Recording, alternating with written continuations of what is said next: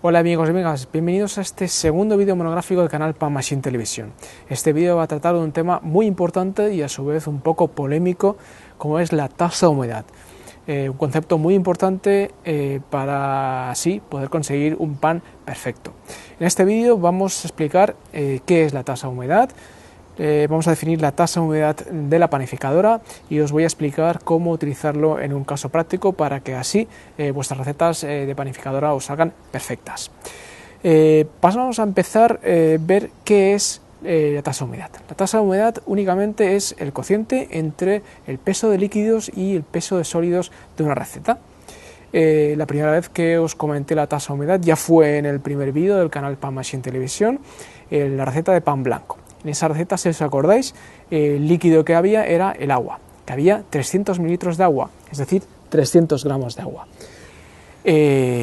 Los sólidos que había, si despreciamos la sal y la levadura, que son pequeñas cantidades, únicamente había la harina, que eran 500 gramos de harina. Lo introducimos en la fórmula y hacemos el cociente multiplicados por 100 y así obtenemos el 60%. Ya os comenté en esa receta que la tasa de humedad que utilizaba era el 60%.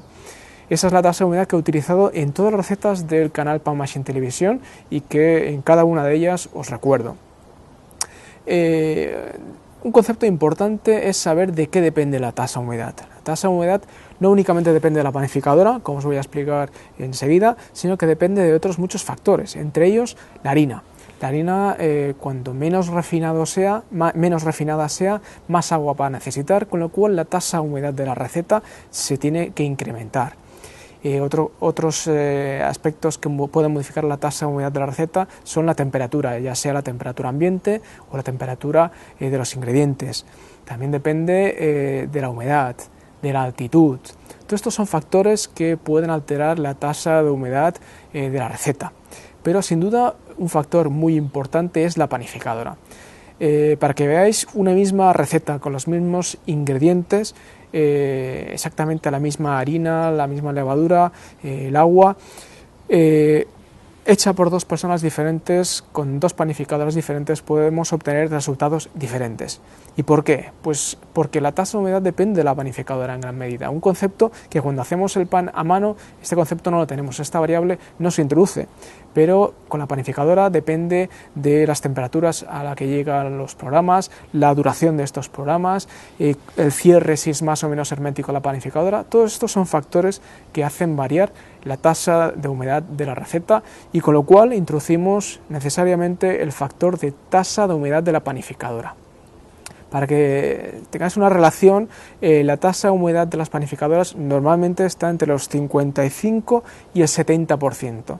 Y normalmente la mayor parte de las panificadoras son el 60%, que es la tasa de humedad de todo el canal Pan Machine Televisión. ¿Cómo puedo saber yo la tasa de humedad de mi panificadora? Pues muy sencillo. Lo único que tenéis que hacer es la receta de pan blanco. Tenéis que hacer la receta de pan blanco y obtener un pan con las características correctas, es decir, un pan que sea suficientemente correcto. Tenéis que tener en cuenta los consejos que ya os comenté en los anteriores vídeos, es decir, el resultado final, si os sale un pan que por el centro está hundido, esto es un signo que hay un exceso de agua. Si por el contrario os sale un pan muy compacto y que ha elevado poco, esto es un símbolo, es un signo de que os falta un poco de agua. También tened en cuenta el punto de control de los 5 o 10 minutos de amasado. Después de estos 5 o 10 minutos de amasado, la masa tiene que tener un aspecto de una bola compacta pero suficientemente maleable. Con estos trucos, al final tenéis que tener un pan correcto, un pan adecuado, únicamente variando la cantidad de agua. La cantidad de harina la tenéis que mantener constante.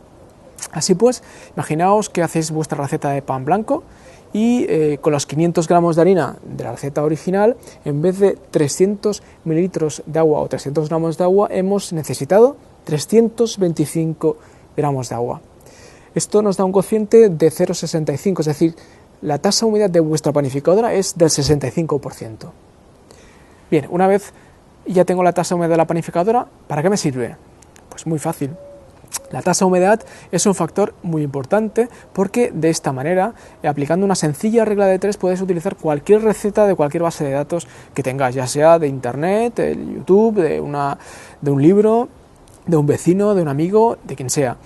La manera de aplicarlo es muy sencilla. Imaginaos que queréis hacer otra receta, por ejemplo, el pan de olivas que tenéis en el propio canal Pan Machine Televisión.